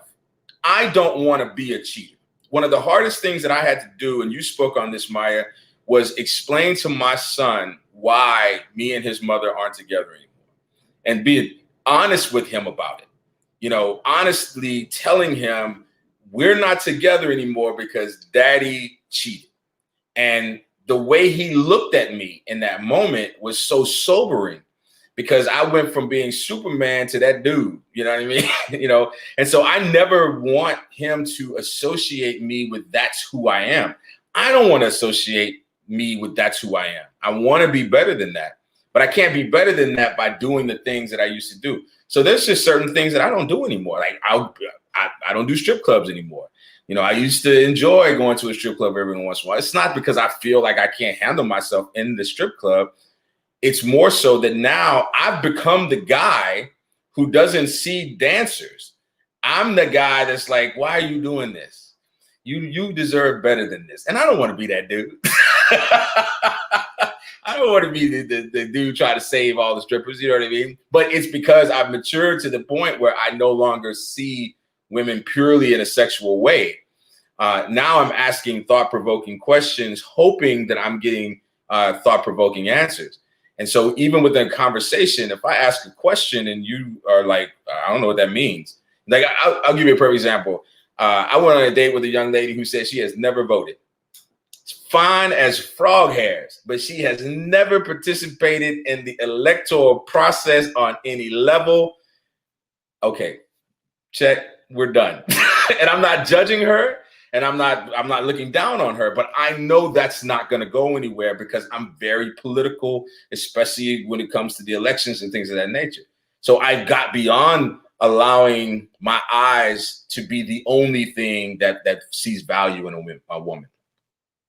Somebody has a question for you, Tony. They want to know, how long did it take you to get to that point? And this is the thing that I really want people to understand. This isn't about a time thing. This is about an experience thing. You know what I mean? So it's like you can be, 30 years old and go through a lifetime of experiences and change, or you could be 60, and not have really done anything or gone through anything or not learned from anything. And so you just don't mature as fast as someone who's gone through some things. I really think it's more about experience. I don't think there's a safe age that you can date. Now, I do think that when we're choosing a mate, or choosing a date, if you're sitting across the table or you're on the phone texting someone who is speaking in a way or communicating in a way that is not consistent with where they should be in life, then there you go. I mean, I think I love that Maya said this. I think we need to take responsibility for the part that we play in our own situations. And a lot of us are like, well, my ex cheated on me, so I didn't do anything wrong. That was on her. That was on him. He was the evil person. Well, what did you do, or how did you contribute to not how are you responsible for it, but how did you contribute to the behavior? And so when we're choosing people, if you're dealing with somebody in their 50s or 60s, and it sounds like when you talk to them or when you converse with them, you're dealing with a child, then you can't expect this person to be mature emotionally. I think that's ridiculous. I apologize. I was not supposed to laugh. I don't know. Is there a face mute? Because your face is just loud. Like, I'm sorry. I just wanted to just, I'm sorry. Tony said that if you're 50, 60, talking like you in the 8th grade, I can't deal with you. Like, he said, right, childish. He doesn't deal with elementary conversation. I get that and I respect that and I like it and I thought it was funny. I apologize. So I saw or I heard that someone asked a question to me. Does the guy that I'm my significant other, does he trust me now? I am fully transparent. I wouldn't have came on this show and shared a part of me if he wasn't aware of who I once was. I believe that every action has a reaction and there's consequences, like what you said to my actions. So if I do a thing and I expect, if I let me rephrase that. I carry his heart before I carry mine. I respect him more than I will respect myself in that instance, because I know what I bring. I know my value. I know where I am. But improving myself every day, over and over again, on purpose, because that's a desire that I have to say, hey, this is who I was. This is who I've become.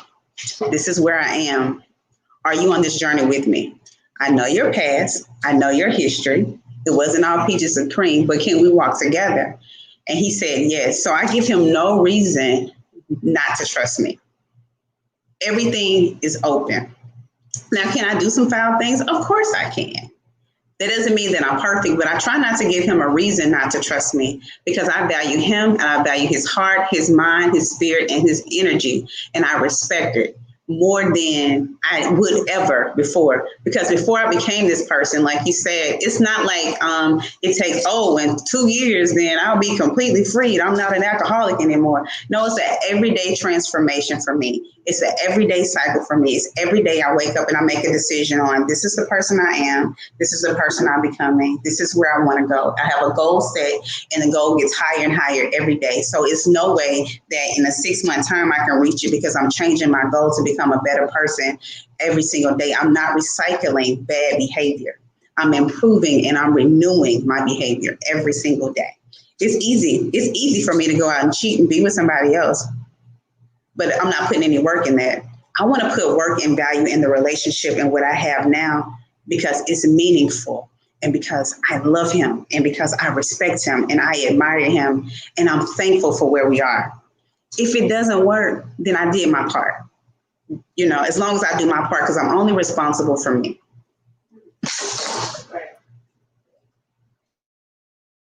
So let me ask you a quick question, because this is something that I've said, and I believe that I don't believe in once a cheater, always a cheater, but I do believe you meet someone who you no longer have a desire to cheat on, and to me it's a combination. I mature to a point where I no longer want to cheat, and then I also meet someone who I no longer want to cheat on.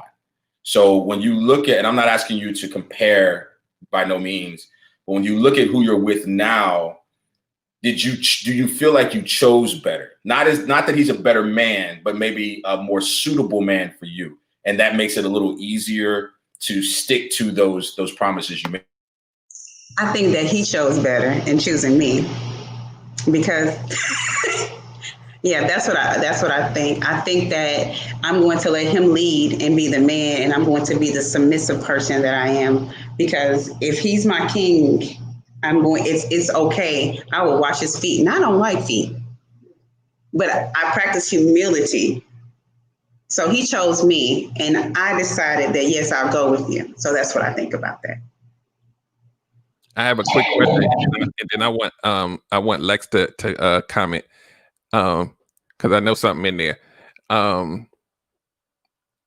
Maya, your significant other, is he just as transparent and open as you are? He said, let me tell you what he said now. He's listening. He was like, woman, I have never been this, I've never expressed an emotion been transparent, been accountable, or been responsible for anything until I met you. Ever. When I met him, so I had 200 questions. He's a highly intelligent man. So I'm expecting something from the intellect. So, but Tony, just for the record, he does vote. Thank God, because I would have like, oh no. So I had a list of 200 questions, and I asked my 200 questions within the first 4 days so that I'll know if I need to move forward. Because my time is valuable. Don't waste my time. I don't want to waste yours. If you just want this to be a little thing that we doing for the summer, then I'm good with that. I had nothing else to do that summer. You just so happen to come along. We can just have our little summer fling and we can move on. But and that was his objective when he met me, or whatever. He had no desire to be in another committed relationship because he's been, divorced or whatever. And I told him by day 3, I was like, you're going to be in love with me because I'm something you've never had before. And because you haven't experienced me, I don't think you've truly experienced life. And here we are. I know I'm cocky like that. I am. The thing is when you meet someone who fits, then the things that they like in your example, he's now able to feel comfortable expressing himself to you, where he may not have done that with anybody else. That's golden. That in itself is the golden egg, the communication. You can have someone that's a man that's willing to communicate with you openly. That right there is a feat in itself. And this is also, and I mentioned this in the other show, when a man feels like he can have open, non-judgmental communication with his significant other. Oh, I'm judging. Jackpot! Stop it! Just stop it! You know what I mean. Okay. The kind of communication that that there's going to be some turmoil here and there, but you still have a basis, just like you and your friend that you in the room with right now. Y'all could talk about a bunch of stuff, and at the end of the day, y'all still going to be cool. When you have that with your significant other, that's the holy grail. And most of us don't have that because we care too much about the other person's reaction that we do not give up the things that we need in order for us to stay together and to be together long term, because we like I said last week, we avoid it. And if we can get to a point where we can do that self-discovery and make better choices, they might not all be good, but I always tell people your discard game will be way more on point than it ever was, and you can swat them out the way and try to make better choices. And once you get to that point, then if you say communication is huge, you can vet that out real early about how they communicate. But a lot of us get caught up in the emotions of being lonely and let me hurry up and I'm desperate and I need to have somebody, that you forget about those simple, these are like this elementary communication, the vibe, the chemistry. This is basic stuff that we don't care about when we lonely. We don't give a damn. We just want somebody to be there. And that is what hurts a lot of relationships. And this is also one of the main reasons why people even look the other way, because they feel like they don't have a safe space, or they feel like the other person won't understand. And I always say, if this is the person that's your boo and you love them and this my best friend, that moment where you feel like you can't talk to them, that's the biggest red flag ever. I don't know how they gonna feel. They might get mad at me.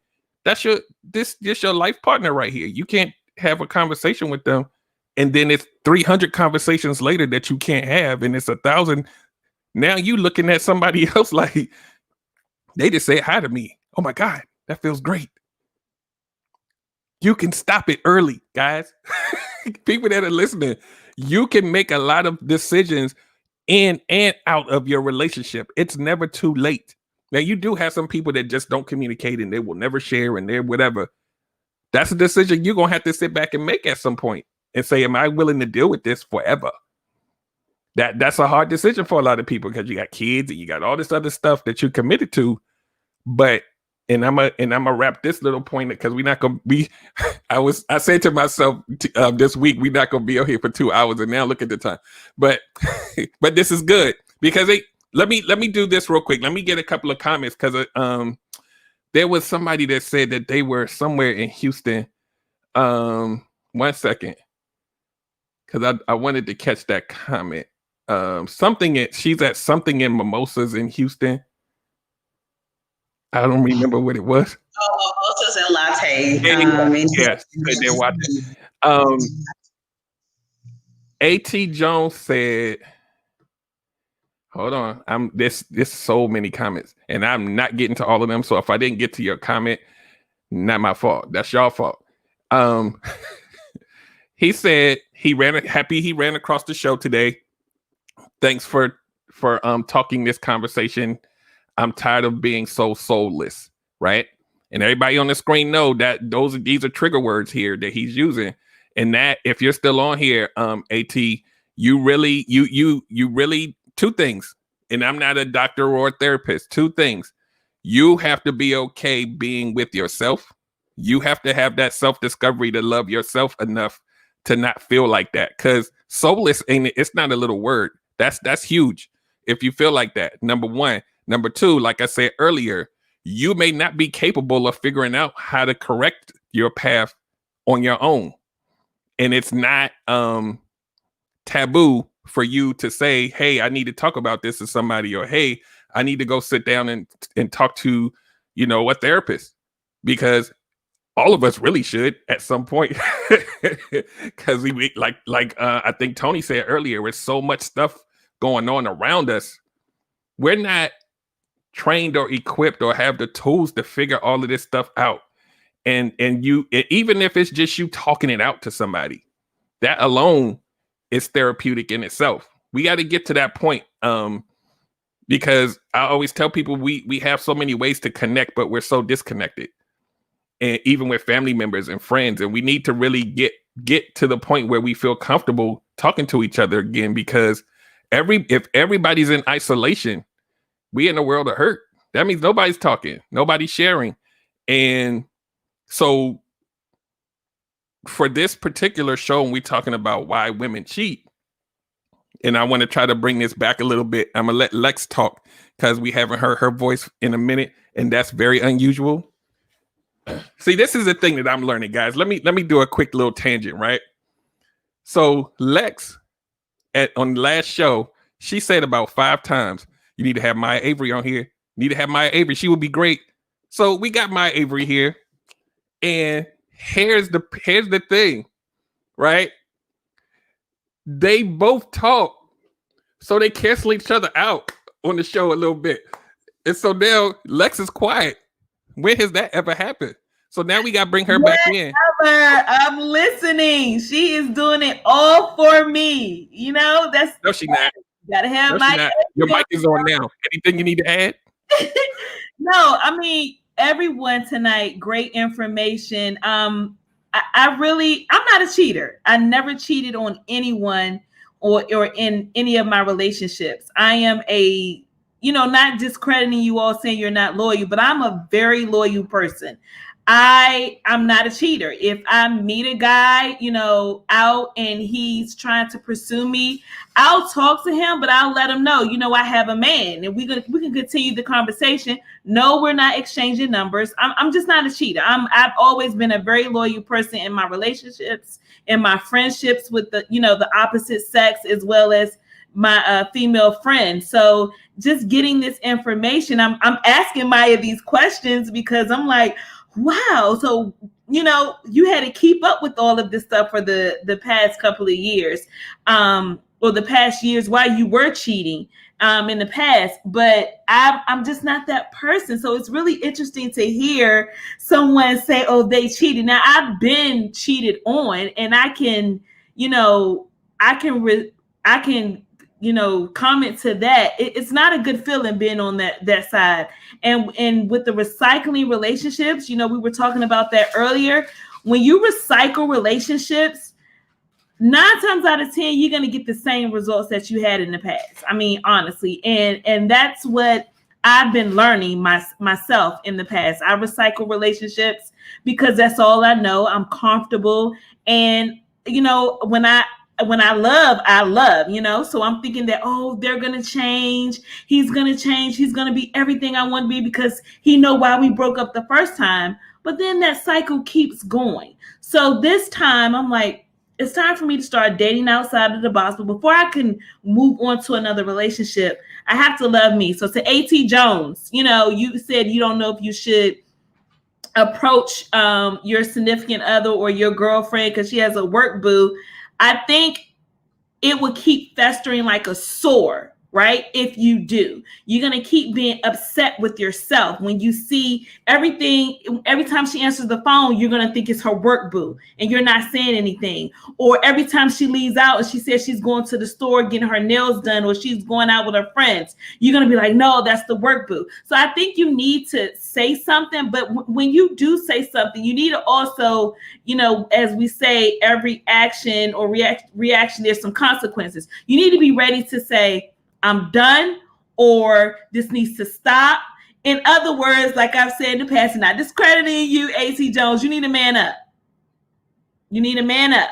And this is a time where, you know, don't let any woman or anyone walk over your feelings because you did say you were soulless. You should never let anyone make you feel that way. Don't let anyone have that take your soul away from you or your happiness or your peace. It's gonna hurt, brother. It's gonna hurt, but you will have your soul because that little conscience inside and saying, man, you need to let her know how you feel and keep it moving. Everybody raising their hand. Let me get like 30. Like, let me get 10 seconds real quick. Everybody that's listening, this is what you have to understand. We create this image of the cheater as the boogie monster, right? This is the malicious, hateful, oh my God type of person. And what I said on the other show is cheating is broken behavior. It's a broken human being doing broken actions.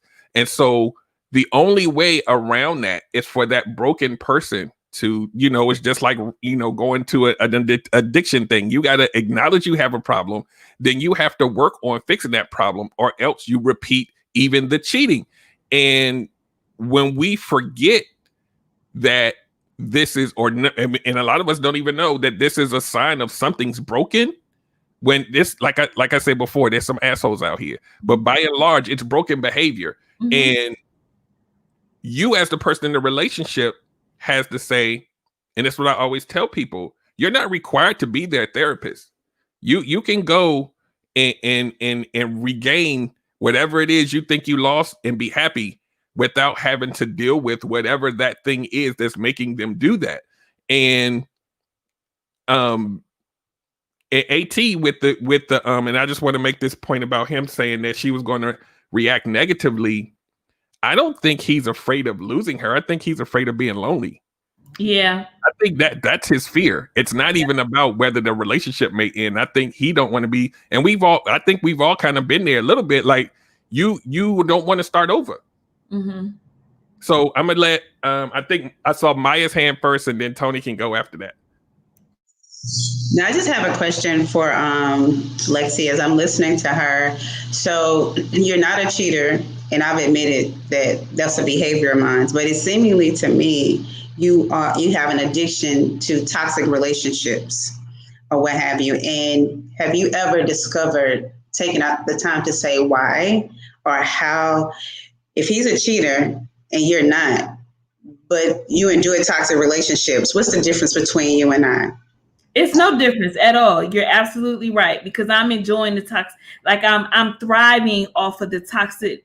You know, I'm just, it's deep down. It's like I thrive off of that. So you're absolutely right. There is no difference. But I will say, and just like you stop. You know, your current relationship is thriving. There is trust, and for me, I have stopped the toxic relationships, not only with, you know, my ex, but just relationships, period. Anything that is toxic is just not for me, because, you know, one bad apple. If it's a bad apple, it'll mess up everything in the barrel. So I'm learning to I'm learning to look at those red flags, and I'm also learning to stop being that human trash can for people, which is allowing the toxic. So you can come to me and empty all your trash, but who's taking my trash out once you empty your trash, onto me? So I'm learning how to be like, you know what? Sorry, this you can't, no trash here. You can't recycle here. You can't put trash here. There is a fine if you litter. I got a quick question for Tony. You still got something to say, right, Tony? I think. See, this is what I'm saying. Lexi done came through now. She done caught up. She got an equal amount of points now. So my question to you, Lex, you resided within a toxic situation and you said you thrive off of it. But as a human being, was there ever a point where you had a thought like, maybe if I see somebody else, I might feel better? Does that ever cross your mind?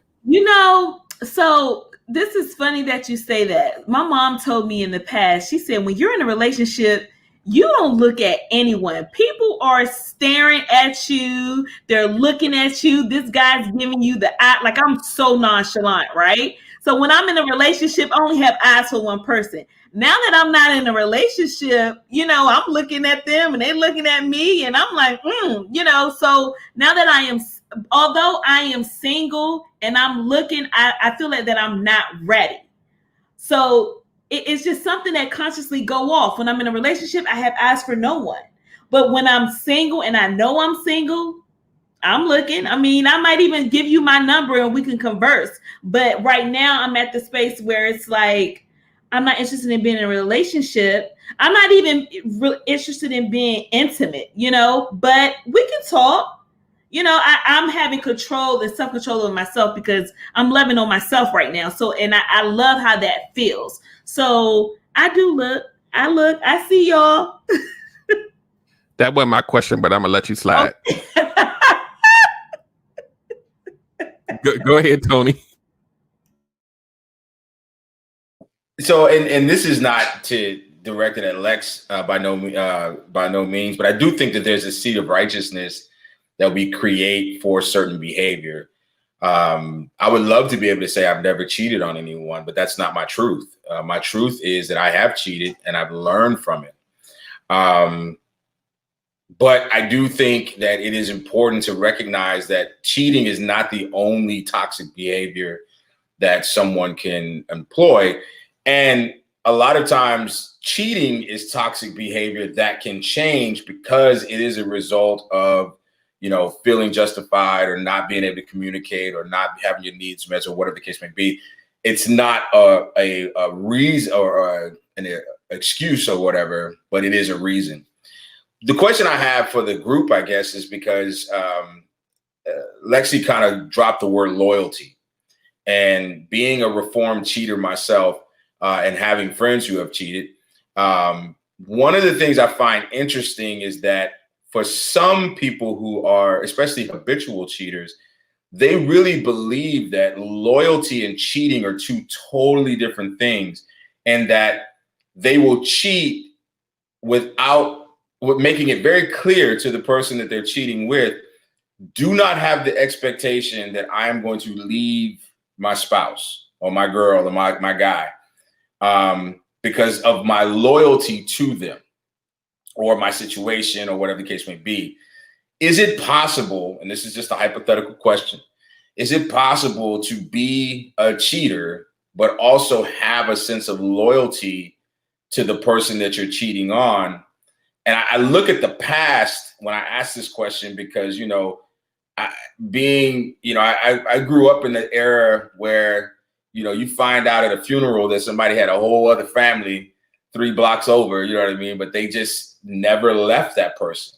And I've always said, I think it's a fallacy and it's very dangerous for us to marry the idea of longevity with success. And it's difficult because, you have a couple that's been married 35 years and everyone is clapping and saying, oh, God, bless them, blah, blah, blah, blah. Not taking into consideration that for 35 years, someone has been miserable and they've never left, right? So, is there a link between? I don't think there should be a link between longevity and happiness. And so I go back to this idea: can you be loyal to someone and still cheat? All right, Lex, you got it. No, because loyalty is someone that is faithful and committed to their obligation or to their relationship. So how are you committed to me and faithful in cheating? If you are a cheater, you're being disloyal because you're being unfaithful. So it's like the opposite. Even if I never leave? You leaving has nothing to do. You're being committed to the relationship. However, you're not being faithful. Let me do like I'm gonna say like a 5-second context on that. Okay. So definition, loyalty, no. But the cheater like I said last week, compartmentalizes it, right? So in their mind, in the cheater's mind, not the definition of loyalty, but in the cheater's mind, broken behavior, right? The cheater still feels a sense of loyalty to home. And the cheating is something separate. So if you was to ever question that person, you don't love me, they will fight you. And yes, I do, because it's compartmentalized. So it's something that the cheater compartmentalizes. And so if somebody says, is a cheater loyal? Definition wise, no. But you can't tell the cheater that they're not loyal because they have sectioned it off in their brain that this is over here. And I'm going to do whatever. I'm going to pick little Johnny up for basketball practice. I'm going to pay the bills. We're going to go on date night. And I'm loyal in my brain. I see it as two different things. To the material, you're loyal to the materialistic things. No, not even that. No. Because it's like, go ahead, Tony. If push came to shove and I get caught, and I'm not advocating for this. I'm just trying to explore the concept. But if I get caught, loyalty for the cheater says, I will lose all of the cheating relationship. I don't care about her. I'll never call her again. And we've seen this play out. You call her and tell her you don't love her and blah, blah, blah. And it's like, I will drop her like a bad habit right now if it means keeping you. So it's not just the material things. I do believe that on some level, especially habitual cheaters, they compartmentalize. This is my family. This is my wife. This is my life. This is something I do and for some to make this more tolerable. You know what I mean? And I think the unfairness that comes into it is because, it's when men cheat, it's so focused on the physical. When I feel like that's so unfair because I think a lot of men cheat for emotional reasons too. I think there's a lot of men out there who just are not being emotionally fed. And what entices them to cheat is not the big booty. We've seen the big booty. We see the big booty every day. It's when the big booty says, good morning. Oh my God, your beard looks so nice. Then that becomes a whole other thing because now you see me. And when you're in a whole relationship with someone and you're paying bills and you're going to Thanksgiving and you're doing all this stuff, I think sometimes that's the first thing that goes is the ability to see one another as people and not just the titles that we put. And so you end up with this very dichotomous and very confusing thing where someone can be a great father, but a horrible husband. It's because those kids see him, that he's dad to them.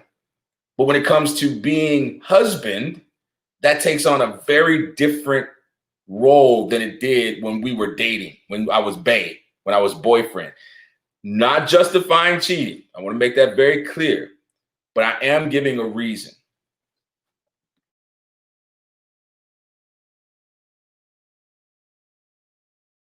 So this is what we're gonna do. We're gonna wrap this up, obviously, because obvious reasons. It's only been 2 hours, right? So I'm gonna let everybody, starting with Maya, because Maya looked like she ready to go. She got somewhere to go. I'm gonna let Maya say some parting. Anything you want the audience to know before you leave? Anything you need to plug? Whatever. I don't know, because you're gonna be back. Maya gonna be back, y'all. So she gonna be back like within the next month ish. So she'll be back. But anything you want to say to kind of wrap this up? So first of all, I want to tell you guys that you are some beautiful people. Nice looking panel. Thank you, Derek, for giving me the opportunity to just share my story.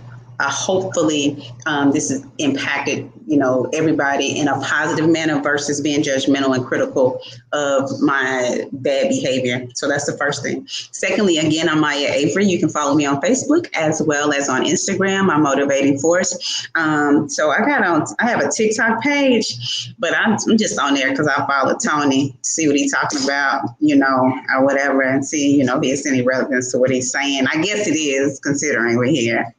Just kidding, but thank you. But again, in all seriousness, I think the most important thing, because my heart is going out to the AT or AC? AT Jones guy, is that he lost himself along the way, and he doesn't recognize his value. And so it's important, very, very important, that we repurpose our lives and our reasoning and our beings to live out what we want and what we desire in order for the universe, for God to give us the person that's meant for us. And peace out. And thank you again for allowing me to be on the show. Absolutely. We're going to go Lex next and then Tony next. You hear me? So my parting words have never changed. You guys know I always try to keep it real. Maya, thank you so much for sharing. You had me so in tune tonight.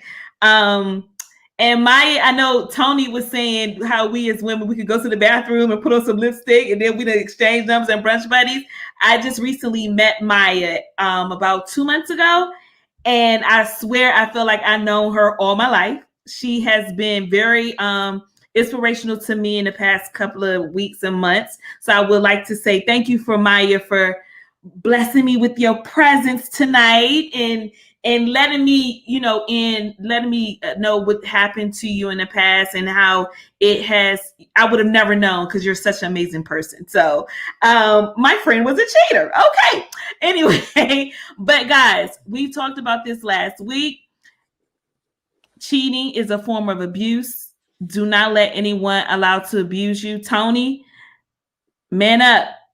I don't know who. Oh, A.T. Jones. I'm sorry. Why am I calling him Tony? Sorry, Tony. A.T. Jones. Man up, woman up, whoever you are. No one likes to be abused. I know, it when you say you were soulless, I'm like, oh, I wish I could reach out and touch you. So I'm virtually reaching out and touching you, my sister or brother, whomever you are. But again, love yourself first. Put yourself first. Take a break when you are getting out of these relationships. And if you right now feel that your relationship is toxic, take a seat back and just look and say, you know what? It's time, because this coronavirus and the pandemic and the Black Lives Matter movement right now, it has us all in a very depressing state. So right now, when we don't have anyone to talk to because we are lonely, friends out there, please reach out to your friends to, just check on them and see how they're doing, because we are spending a lot of time now with our abusers. I know there are a lot of people that are home, including kids. So love on yourself, love on the ones that love you. And if they're not loving on you, tell them to kick rocks. What you laughing at, Derek? I'm just laughing. I'm having a good time here. I'm glad you guys came. Go ahead, Tony. It's on you. All right. I just want to say, first and foremost, to my beautiful co-hosts, that your stories are amazing. I just love this opportunity to share ideas and communicate and to show that men and women can communicate when we put our minds to it and respect each other's ideas and thoughts without tromping on them. Mad love and respect. Big ups to Derek Jones for creating this platform. We need this now more than ever. We need to be able to come to the table and share our ideas and speak intelligently about the things that are plaguing our communities, especially when it comes to men. Men need an outlet. We need a way to get all this stuff off our chest without losing our masculinity. And I think you do that very well. So I'm just elated to be a part of this and just so proud to be a part of this. So you can follow me on Instagram, Tony Massey Speaks, and also Tony Massey Cooks. You can follow me on Facebook, Tony Massey Cooks. And of course, check out my videos on TikTok, Tony Massey Cooks. Pick up my book, Amazon.com, Unsolicited Dating Advice from an Unqualified Source. Again, it's not about advice. It's more about experience. I believe that transparency is key. We can learn from one another. We don't all have to touch the stove to discover it's hot. So think of this as my way of illustrating how hot that stove can be. So again, thank you guys for listening, and you have a wonderful night. Get back to you, Derek.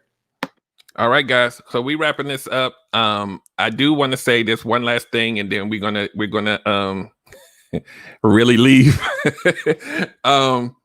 So people in the comments, people that are watching or listening, when we do things like this, which you got, like a lot of you don't see all of the comments I see because we're across all three platforms, but what you don't see a lot of times, and I try to talk about them, is you see people sharing.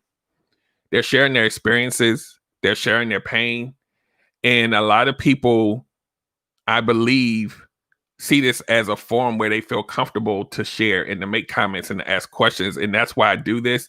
I think this is why Tony does what he does, Maya does what she does, and Lex is just a beautiful soul. She's just like, she keeps it real with you, and so I try to put people, even when I do panels, I try to put people that I know can fit. And and you can tell, even though Maya's first time on the show, it gelled. And that's because I look at people's energy and their light, and I look at my audience and I see the type of things that they talk about, and I bring people on to serve the audience. And I think we did that tonight because the numbers, I don't even want to know what the numbers are tonight, but people was hanging on the whole 2 hours. They just now dropping, from the start of the show. They probably passed out somewhere, but it is a long show. But I like doing. I don't put times on my shows because I want people to get the meat. And if you go back and listen to it again, listen to it a third time just to get the meat, then it's worth it. Even if it's, even it went. I don't think it would have went longer than this.